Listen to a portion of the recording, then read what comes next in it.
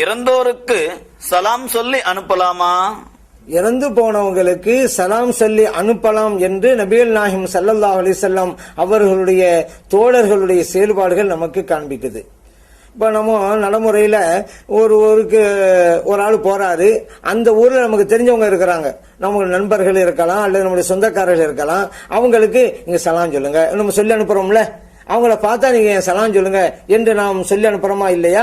அந்த மாதிரி ஏற்கனவே மௌத்தா போயிருக்கிறாங்க, அவங்களுக்கும் நம்ம சலாம் சொல்லி அனுப்பலாம் என்பதை ஹதீதுகள்ல நம்ம பார்க்கிறோம்.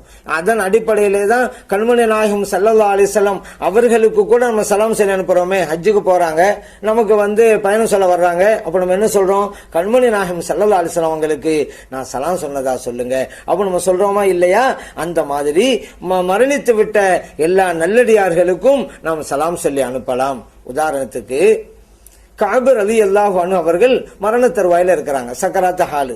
உம்மு பிஷர் ரலியல்லாஹு அன்ஹா அங்க வர்றாங்க, சொன்னாங்க, கஅப் அவர்களே, இன் லகீத ஃபுலானன், இன்னார நீங்க சந்தித்தால் ஃபக்ர அலைஹி மின்னி அஸ்ஸலாம், நாம் சலாம் சொன்னதாக அவர்கிட்ட நீங்க முறையிடுங்கன்னாங்க. உடனே கஅப் ரலியல்லாஹு சொன்னாங்க, என்னங்க நீங்க போய் சலாம் சொல்ல சொல்றீங்க, அந்த நேரத்தில் என் நிலைமை எப்படி இருக்குமோ அதுல அல்லவா என் கவனமெல்லாம் இருக்கும், நான் எப்படி நீங்க சலாம் சொன்னதை நினைவுல வச்சு நான் கொண்டு போய் முறை முடியும் அப்படின்னு அவங்க கேட்கிறாங்க. இப்போ உம்மு பிஷர் ரலியல்லாஹு அன்ஹா சொன்னாங்க, கஅப் அவர்களே, என் நபிகள் நாயகம் ஸல்லல்லாஹு அலைஹி வஸல்லம் அவர்கள் சொன்ன ஹதீஸை நீங்கள் கேட்கவில்லையா? மூமின்களுடைய ஆத்மாக்களை எல்லாம் அல்லாஹு தஆலா பச்சை நிற பறவையிலே வைத்து அந்த சொர்க்கத்தினுடைய மரங்களிலே அமைப்பான், எல்லாம் அங்க இருக்கும் என்று நீங்க கேட்டிருக்கீங்களா இல்லையா?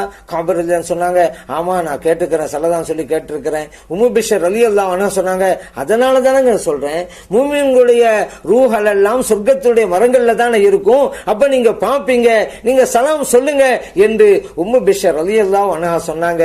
இப்னு மாஜாவுல பதிவு செய்யப்பட்ட ஹதீஸ்.